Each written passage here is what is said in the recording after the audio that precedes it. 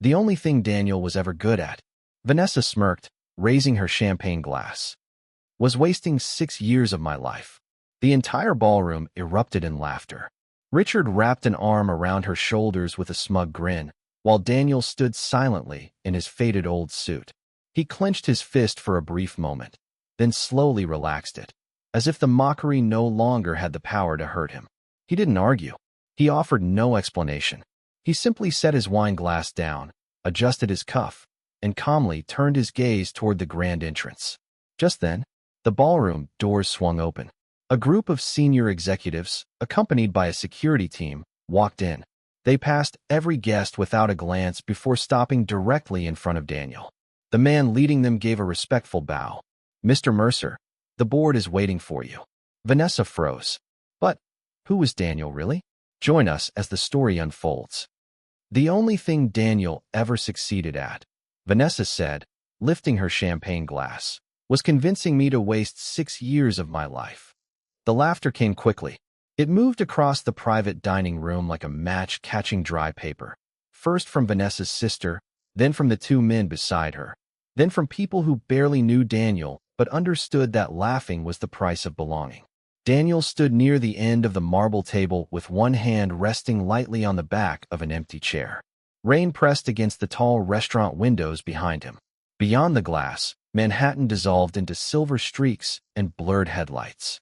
Inside, crystal chandeliers burned warmly over polished silverware, silk dresses, expensive watches, and the woman who had once promised to love him before anyone knew what either of them would become. Vanessa looked radiant in red. Not the soft red she used to wear when they were newly married and still counting grocery money at the kitchen table. This red was sharper, colder. The dress had been chosen to be noticed, just as every word she spoke had been chosen to leave a mark. Beside her sat Richard Cole, vice president of acquisitions at Halston Capital. His watch cost more than the apartment Daniel had rented after the separation.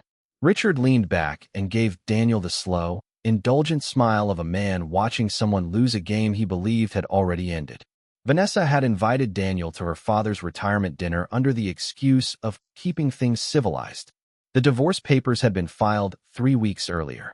Her family had insisted he attend because Daniel had spent 6 years carrying groceries into their homes, fixing their leaking faucets, driving Vanessa's mother to medical appointments, and pretending not to hear every joke about his modest salary. He had almost declined. Then Vanessa called and said, "You owe my father a proper goodbye." So Daniel came. He wore the same charcoal suit he had worn to their wedding rehearsal. The sleeves were slightly worn. The collar no longer sat perfectly against his neck. His shoes had been polished so carefully that the leather reflected the chandelier above him, but no amount of polish could hide their age. Vanessa noticed. She always noticed. Her gaze dropped to his cuffs before returning to his face. "Still wearing that suit?" she asked. Daniel glanced down, as though he had forgotten what he put on.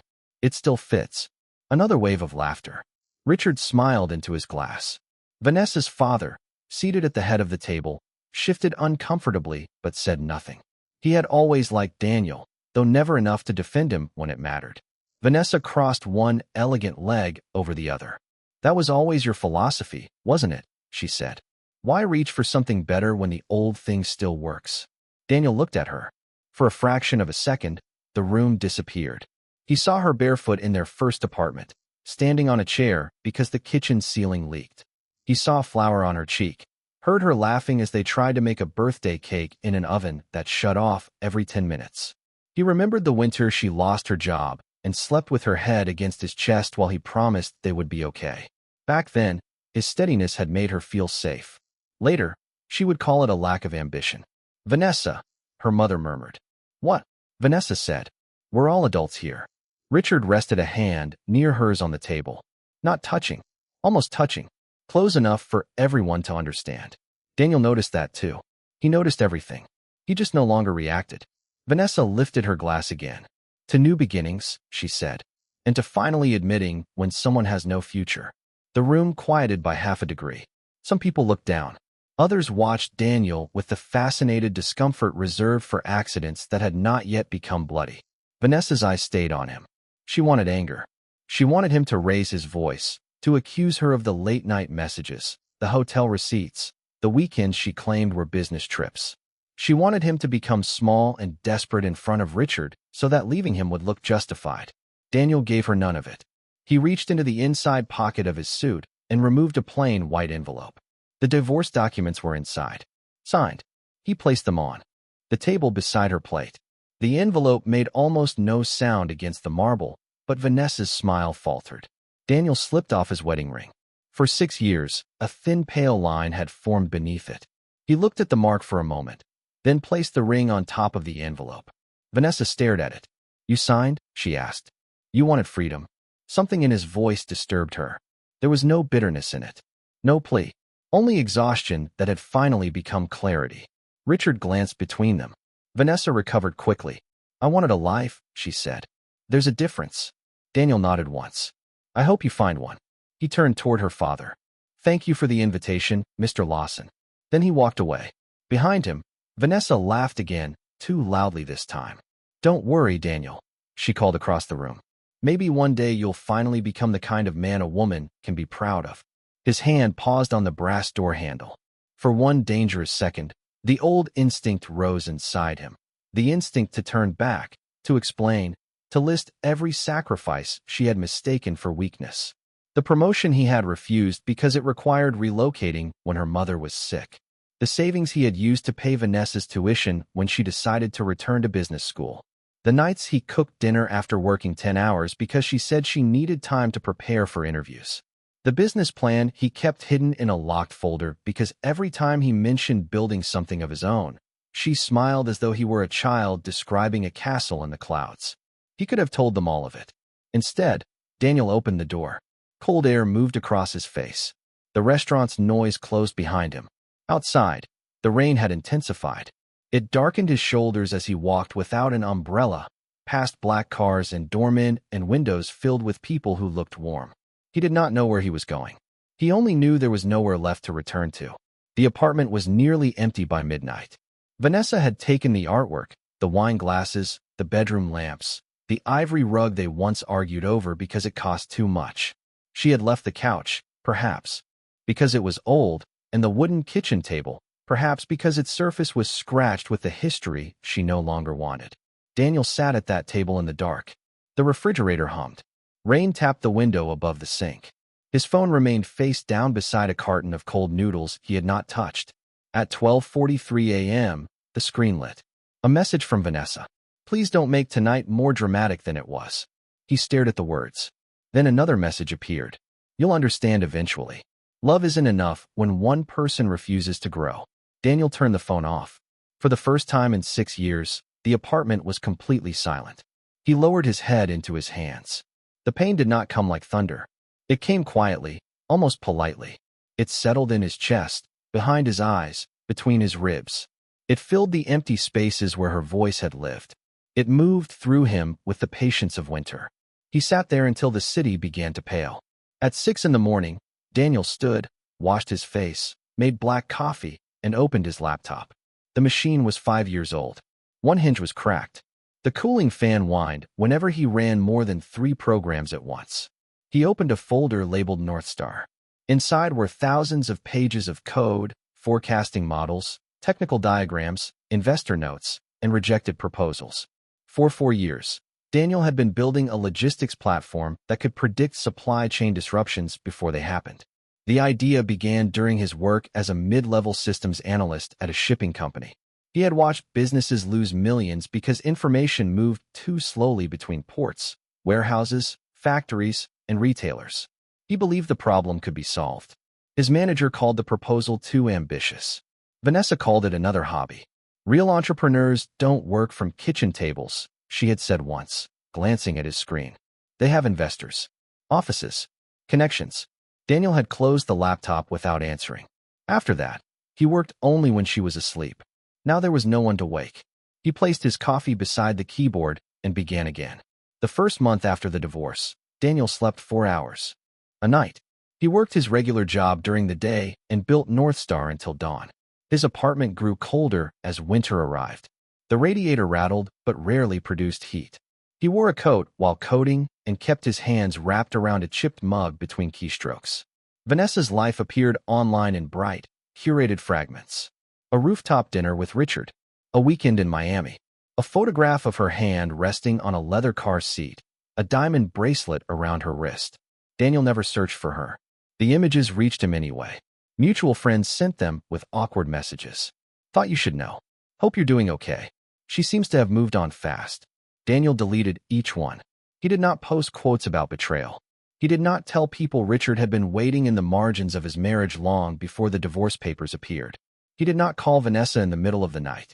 He changed the pain into hours, then the hours into code. By spring, North Star could identify port delays 72 hours earlier than the software used by his employer. Daniel showed the prototype to his manager. The manager skimmed the presentation for 7 minutes. "This isn't what we hired you to do," he said. "It could save the company millions. It could also expose us to liability if it fails. We can test it on one route." The manager pushed the laptop back. "You're a good analyst, Daniel. Don't ruin that by trying to be something you're not." The sentence followed him into the elevator. Trying to be something you're not. It sounded almost like Vanessa. That afternoon, Daniel resigned. His savings could cover 4 months of rent. By the 5th month, he would have nothing. He walked out of the building carrying a cardboard box containing 2 notebooks, a framed photograph of his late father, and a coffee mug printed with the words "World's Most Reliable Employee." On the sidewalk, he dropped the mug into a trash can. Then he called the only person who had ever taken North Star seriously. Maya, Chen answered on the second ring. "Tell me you finally quit," she said. Daniel looked up at the glass tower behind him. "I finally quit." "Good. I have enough money for 4 months. Then we have 3 months to build something worth funding." You didn't think I was going to let you destroy an industry alone, did you?" For the first time since the restaurant, Daniel smiled. It was small, but it was real. They rented a room above a laundromat in Queens.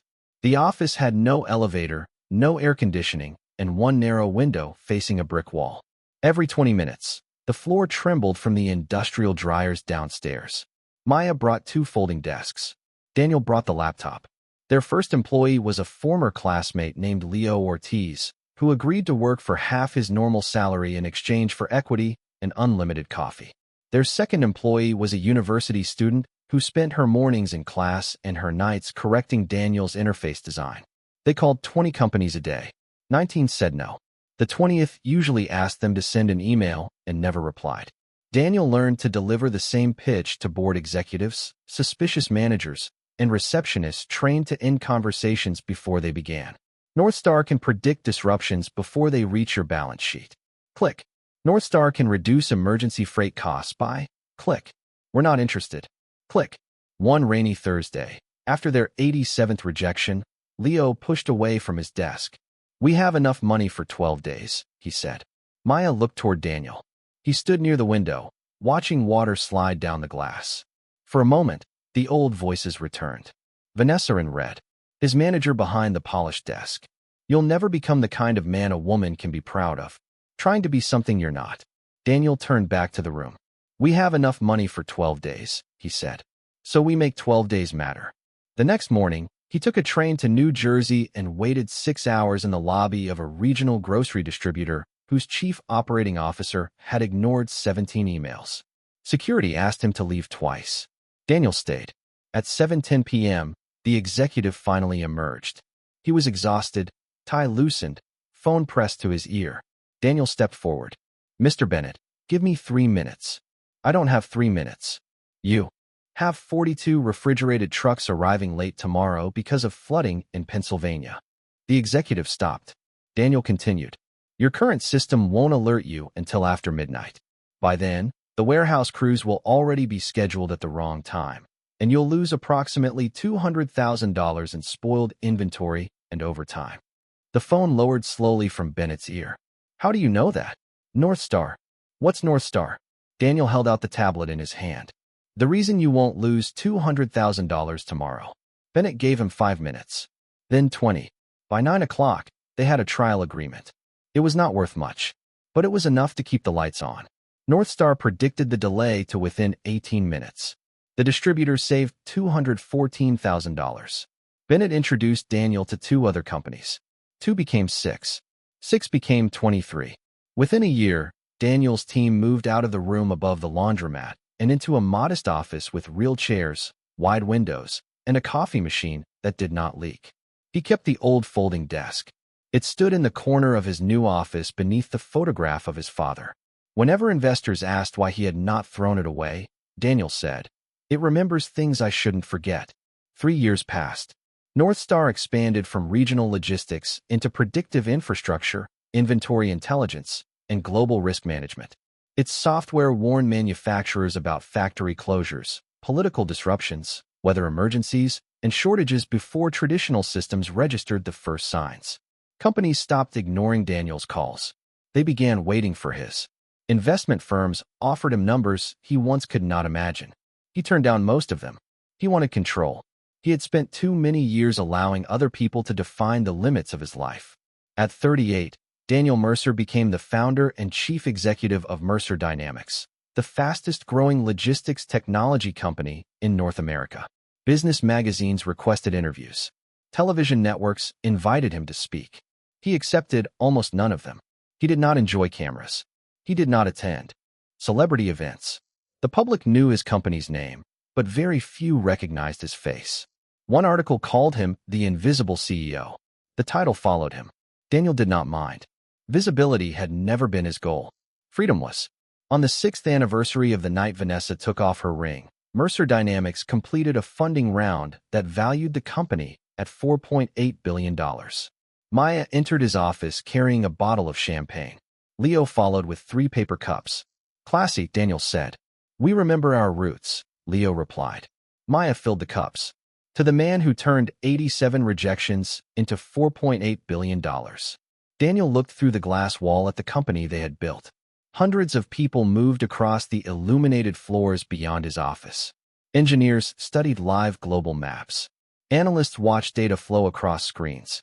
Somewhere below, a group of young employees laughed near the elevators.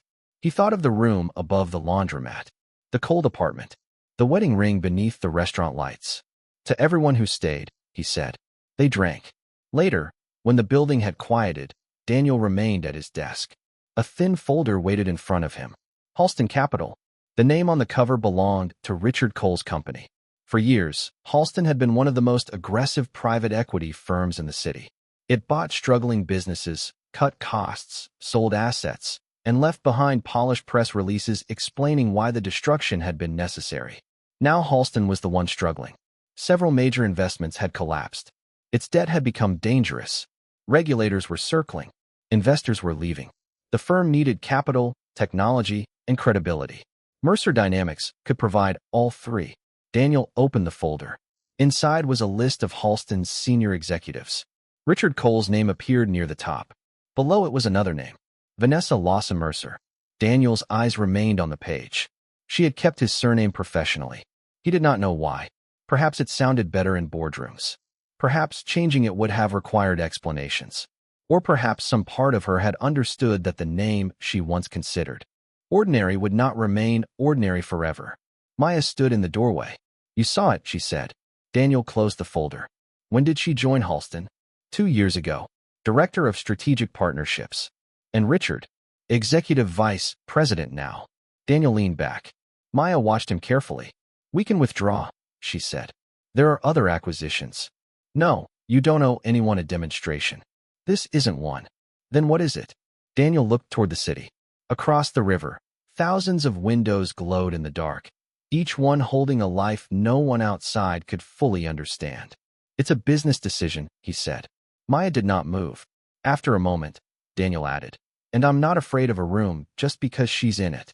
2 weeks later, Halston Capital announced a private gala at the Grand Aurelia Hotel. The invitation described it as a celebration of strategic renewal. In truth, everyone attending knew Halston was fighting for survival. Investors would be there, board members, journalists, executives whose companies depended on the deal. And, for the first time, Mercer Dynamics' mysterious founder would appear in public to announce whether the acquisition would move forward. Vanessa stood in her dressing room that evening while a stylist fastened a diamond necklace around her throat. She had changed little in 6 years. Time had refined rather than softened her beauty. Her hair fell in smooth waves over one shoulder. Her silver gown fit perfectly. The woman in the mirror looked composed, successful, untouchable. Only her eyes betrayed the truth. Halston's collapse had placed her career on the edge of a knife. Richard had assured her the Mercer deal would save them. "The CEO is apparently brilliant," he said, adjusting his cufflinks behind her. "Reclusive, but brilliant. Have you met him?" "Not yet." "What's his name?" "Mercer." Vanessa's hand paused over an earring. "Mercer?" Richard shrugged. "Common enough." She looked at him in the mirror. "First name? I don't remember. David, maybe. Douglas." Daniel's face passed briefly through her mind. Not the man in the old suit at the restaurant. The younger Daniel. The one who waited outside her evening classes with coffee. The one who once sold his motorcycle to pay the hospital bill she had been too embarrassed to tell her parents about. She pushed the memory away. Richard stepped closer and kissed her bare shoulder. "Tonight changes everything," he said. Vanessa smiled at their reflection. "Yes," she whispered. Neither of them understood how true that was. The Grand Aurelia's ballroom glowed as though the city had poured all its gold into one room. Crystal chandeliers hung above white orchids and mirrored tables. A string quartet played near the staircase, the notes smooth and controlled beneath the hum of nervous conversations.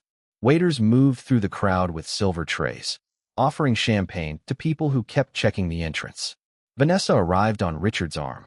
Cameras turned toward them. Richard had always known how to enter a room. His shoulders settled back, his smile widened, and his hand rested at the base of Vanessa's spine with the practiced confidence of a man who believed ownership and affection were the same thing. Vanessa gave the photographers what they wanted. A slight turn, a controlled smile, one hand on Richard's chest. She had spent years learning how to appear secure while calculating every risk around her. Tonight, there were too many. Halston's chairman stood near the stage speaking quietly with two board members. Neither smiled. Across the room, investors clustered in groups that dissolved whenever a Halston executive approached. Reporters pretended not to watch. Everything depended on Mercer Dynamics. Without the acquisition, Halston would begin selling its divisions within weeks. Hundreds of employees would lose their jobs. Senior executives would be investigated. Richard's position would disappear. So would Vanessa's. She lifted a glass from a passing tray but did not drink. "Relax," Richard murmured. "I am relaxed. You're holding the glass like it insulted you." Vanessa loosened her fingers. Richard smiled. "The deal is done." "Then why hasn't Mercer signed?" "He likes theater. You've never met him. I know men like him." Vanessa looked toward the entrance. "No," she said softly. "You know men who want to be seen." The ballroom doors opened again. Several people turned, then looked away when an elderly investor entered with his wife. Richard checked his watch. "He's late." "The man deciding whether to save us is allowed to be late. He isn't saving us. He's buying an opportunity." Vanessa studied him. Even now, Richard needed to believe he was the one with leverage. Years earlier, that certainty had attracted her. Richard wore success like a fragrance. When he walked into a restaurant, people remembered his name. He sent cars instead of asking whether she needed a ride. He booked flights without discussing the cost. He had made Daniel's quiet patience look embarrassingly small. For a while, Vanessa thought she had chosen correctly. Then Richard's promises began to acquire conditions. A better title if she attended the right dinners. A larger office if she made the right introductions. A future together when the timing was right. The timing had never been right. 6 years after leaving her marriage, Vanessa had no ring, no home that belonged to her, and no certainty beyond the next board meeting. She had traded one form of waiting for another. Someone called her name. She turned and saw Melissa Grant, a former colleague from business school, walking toward her. "Vanessa, you look beautiful." "So do you." Melissa kissed the air near both her cheeks, then glanced at Richard. "Congratulations on the acquisition." Richard raised his glass. "Thank you. Have you met Mercer yet?" "Not yet." Melissa lowered her voice. "My husband's company uses his software.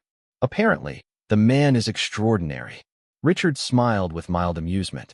All founders become extraordinary once their valuation gets high enough. Melissa ignored him.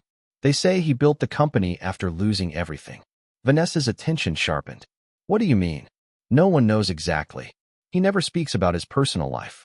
But there's a story that he started in a freezing apartment with an old laptop and almost no money." The glass in Vanessa's hand went still. Richard laughed. "Every billionaire needs a tragic origin story." Melissa looked toward the ballroom entrance as another ripple moved through the crowd. This may be him. The doors opened. Maya Chen entered first. Vanessa recognized her from business magazines. Mercer Dynamics' chief operating officer was known for rejecting investors with a smile and dismantling competitors without raising her voice. Two senior executives followed. Then Daniel stepped into the room. For several seconds, Vanessa did not understand what she was seeing. Her mind registered details without connecting them. The black tuxedo, the silver watch, the calm posture, the security personnel moving discreetly behind him. His hair was shorter now. A faint line crossed one temple. Time had taken the softness from his face and replaced it with something stiller. He did not look wealthy in the way Richard did. There was no performance in him. He moved as though the room had already been measured and found incapable of intimidating him. People turned. Conversations faded. The chairman of Halston Capital hurried forward with both hands extended. Mr. Mercer. Welcome. Vanessa's breath caught. Richard's face changed. Only slightly. But she saw it. The widening of his eyes. The brief loss of color around his mouth. The glass in Vanessa's hand trembled so sharply that champagne touched her fingers. Daniel shook the chairman's hand. Thank you for having us. His voice reached her across the room. It was deeper than she remembered. Or perhaps she had simply never listened closely enough. Richard leaned toward her. You knew? Vanessa could not answer. Daniel's gaze moved through the ballroom. It passed over investors, reporters, board members. Then it reached her. For one suspended moment, neither of them moved. Vanessa felt the restaurant again. The red dress. The ring on the envelope. The laughter. She remembered the exact words she had thrown after him. Maybe one day you'll finally become the kind of man a woman can be proud of. Daniel looked at her without anger. That was worse. Anger would have proven she still occupied some wounded part of him. Hatred would have been a thread between them. There was only recognition. Quiet. Distant. Then he looked away. Vanessa's fingers closed around the stem of her glass. Richard watched her. What was he to you? She swallowed. My husband. The answer came out barely above a whisper. Richard stared at her. You're what? My ex-husband. For the first time in all the years she had known him, Richard Cole had no reply. A bell chimed near the stage. The chairman raised his hand. Ladies and gentlemen, may I have your attention? The quartet fell silent. Guests began moving toward the tables. Daniel was guided to the chairman's table at the front of the ballroom. Vanessa's assigned seat was 3 tables away, close enough to see him, far enough to understand her place. Richard pulled out her chair without looking at her. They sat. The chairman stepped onto the stage. Tonight marks a defining moment in Halston Capital's history. Polite applause moved through the room. Vanessa barely heard him. Daniel sat with one hand beside his untouched water glass. Maya leaned toward him and said something. He answered quietly. His expression did not change. Vanessa searched for pieces of the man she had known. The way he rubbed his thumb against the side of his index finger when anxious. The slight bend in his shoulders from years spent over a laptop. The habit of checking every door when entering a crowded room. They were gone. Or perhaps they had never been weaknesses. Perhaps they were only signs of a man carrying more than she had bothered to see. The chairman continued. Mercer Dynamics has transformed the way companies understand global risk.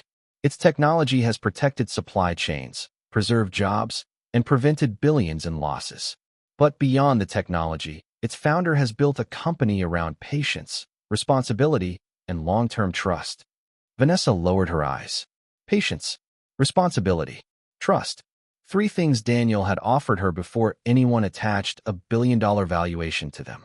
Ladies and gentlemen, the chairman said, please welcome the founder and chief executive officer of Mercer Dynamics, Mr. Daniel Mercer. The entire ballroom rose. Applause thundered against the chandeliers. Daniel stood. Richard rose beside Vanessa, clapping with rigid hands. Vanessa stood more slowly. Through the shifting bodies, she watched Daniel walk toward the stage. Every person he passed turned toward him. Investors who once would have ignored his emails leaned forward. Executives who would have dismissed his old suit now waited for the privilege of shaking his hand. The applause continued. Daniel reached the lectern. Behind him, the screen illuminated with his name. Daniel Mercer, founder, and Sia Mercer Dynamics. Vanessa pressed her lips together. Her vision blurred. She blinked quickly, but the letters remained doubled. Daniel waited for the room to settle. Thank you, he said. Silence fell. 6 years ago, Mercer Dynamics existed on one failing laptop and several sheets of paper spread across a kitchen table. A faint smile moved across the crowd. Vanessa could not breathe. She knew that table. She had complained about the papers. She had called them clutter. Daniel continued. We were told the idea was impractical. We were told the market was not ready. More than once, we were advised to accept smaller lives because they appeared safer. His eyes moved briefly across the room. Not toward her. But Vanessa felt the words strike anyway. The people beside me refused to accept that advice. Maya's expression softened. Daniel spoke about the acquisition, the debt restructuring, the technology integration, and the thousands of jobs Mercer Dynamics intended to protect. He did not speak like a conqueror. He did not humiliate Halston. He did not mention Richard. He did not mention Vanessa.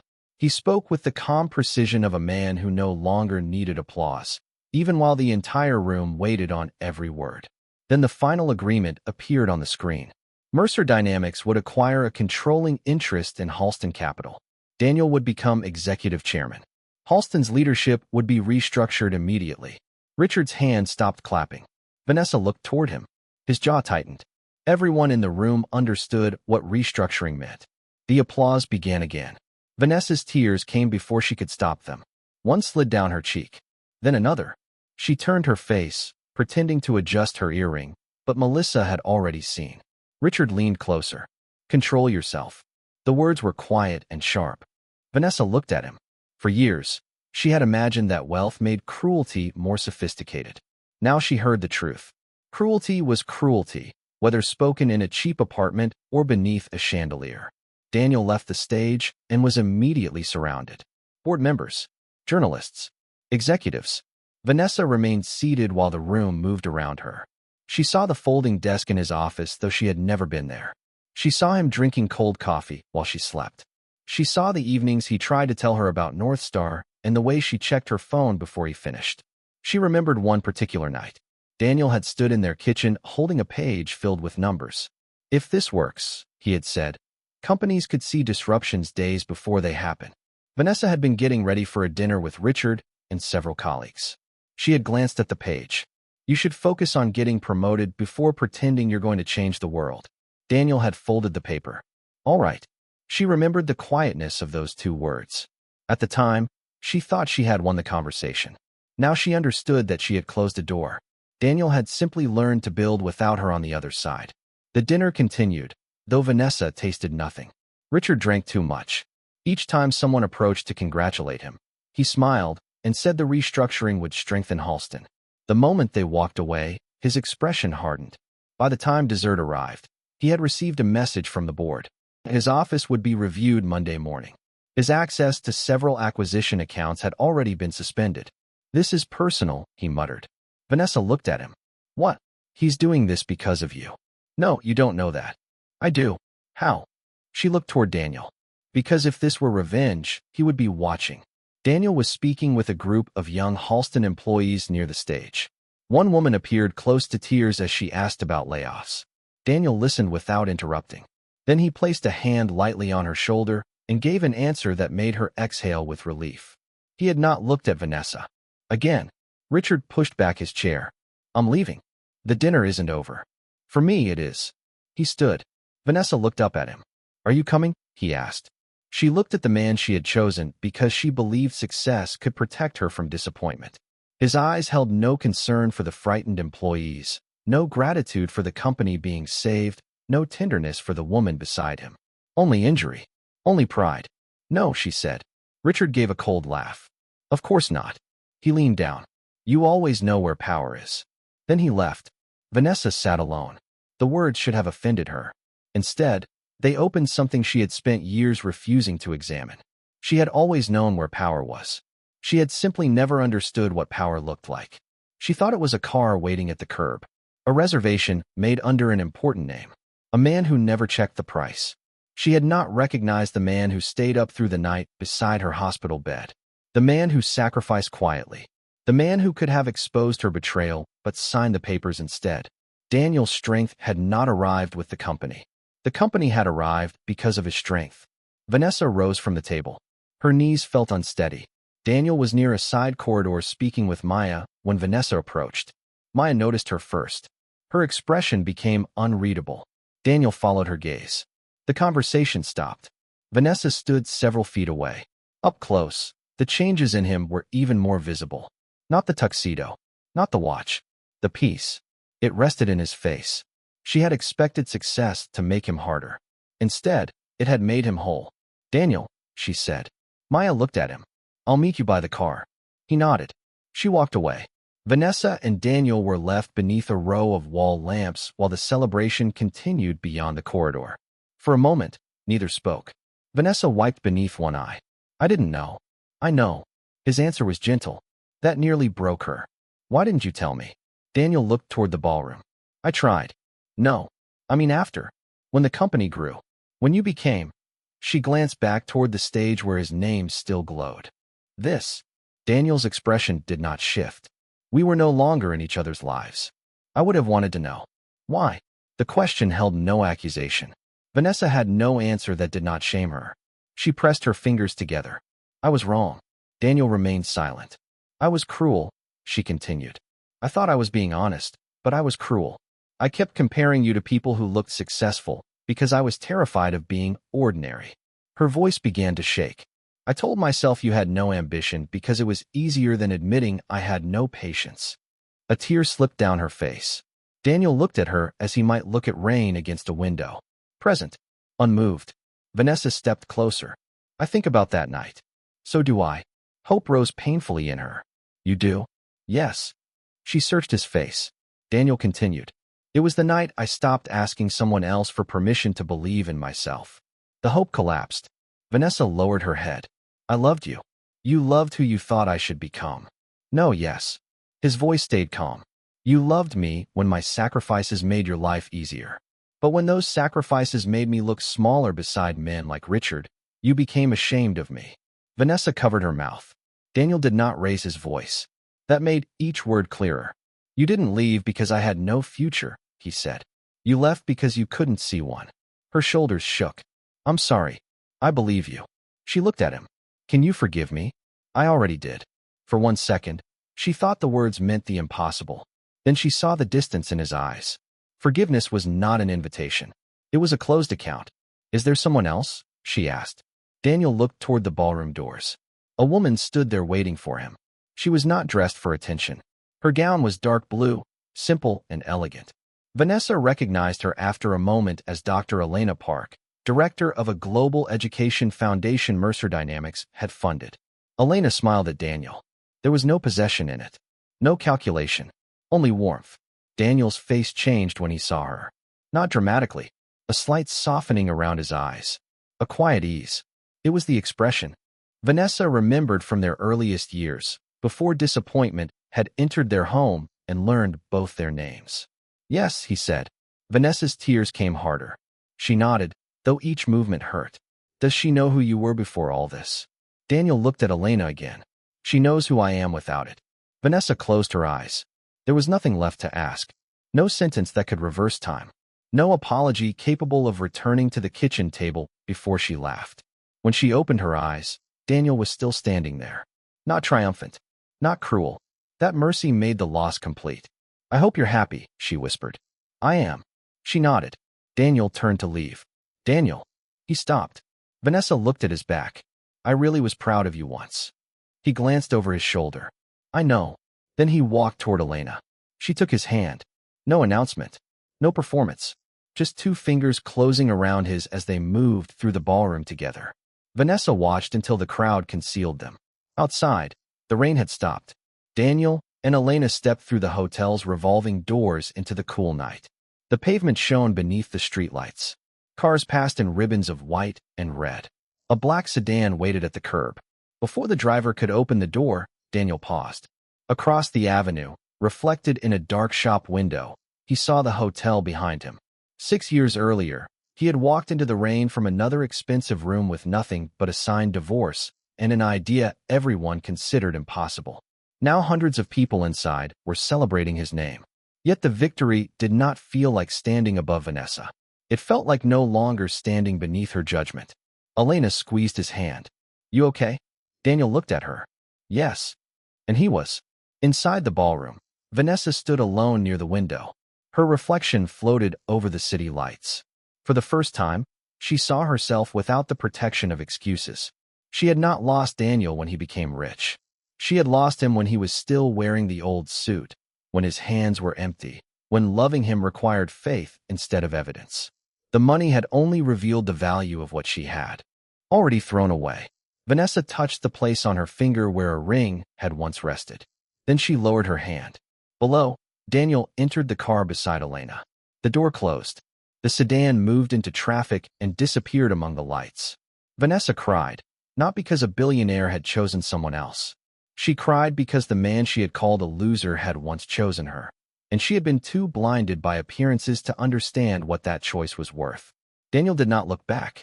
He had not built an empire to make her regret leaving. He had built a life after finally realizing that dignity did not need to shout. It only needed the courage to walk away, survive the silence, and keep growing until the past no longer had the power to name him. He had not become successful to win her back. He became successful when he finally chose himself.